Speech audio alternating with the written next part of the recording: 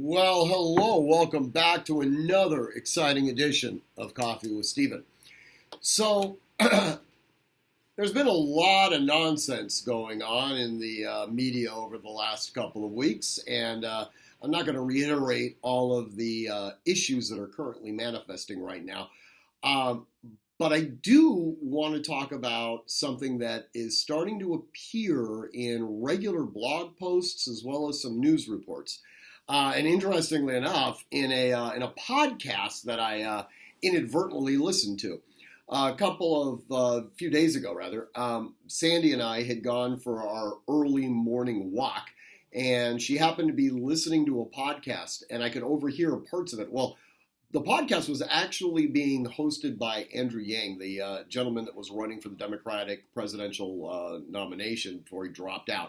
One of the things that he is famous for is the idea of issuing a dividend, for lack of a better term, to every single American, $1,000 a month just for breathing. Well, in his little podcast, he started talking about the similarities between what we're going through right now as a society and the French Revolution. As this would have it, immediately upon hearing that, I started seeing in multiple other, podcasts and journals and, editorial reports, this same connection between the French Revolution and the current state of our domestic affairs. And it's stated in a way that is very supportive of the French Revolution. This is a good idea. This is good. We're going to clean out some of the debris. Trust me when I tell you, you do not want the recreation of the French Revolution, whether here or anywhere on this planet. The years immediately following the French Revolution were horrific, to say the least, and ultimately resulted in the development of Napoleon.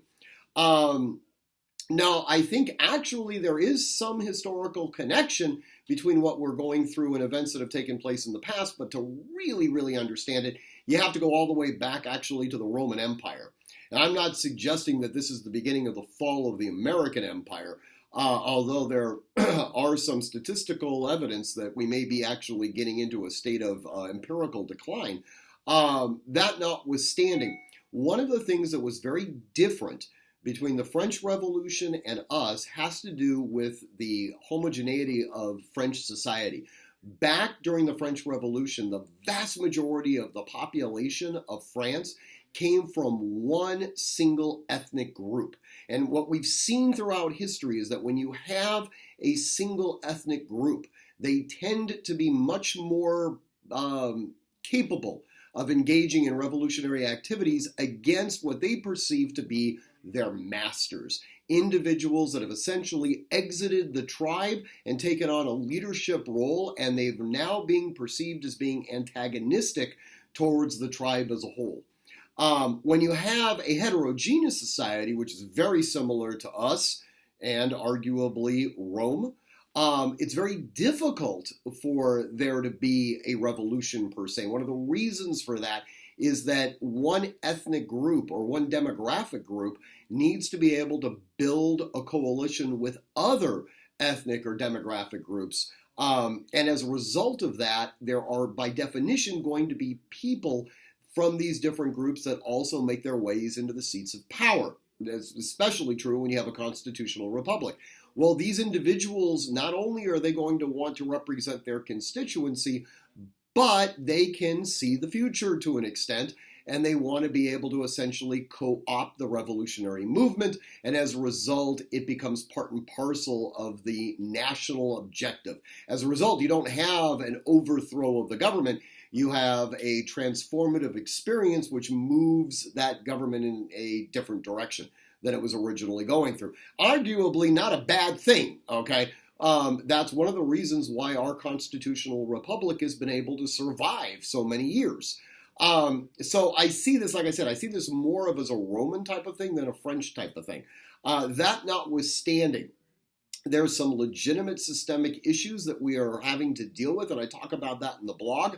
I also kind of go over some of my own thoughts on how we can possibly move forward, and you may be shocked to hear this, but it is oriented towards the idea of limited government, not an intrusive government that has the ability to control your daily activities. That fundamentally requires power, and power for a government to enforce its will or the will of others upon other citizens is going to require the implicit use of force or the threat of force. If you want to be a full-fledged human being, you have to be the one that's ultimately responsible for your own actions. Anyways, read the blog. I hope you enjoy it. I hope you find it thought-provoking. As always, if you want to comment on the blog, do so directly on the blog. Or if you want to email me, you can do so at stephen@artemishq.com. As always, I want you to train constantly, train consistently, train repetitively, and train with purpose. And above all else, especially in these times, stay safe.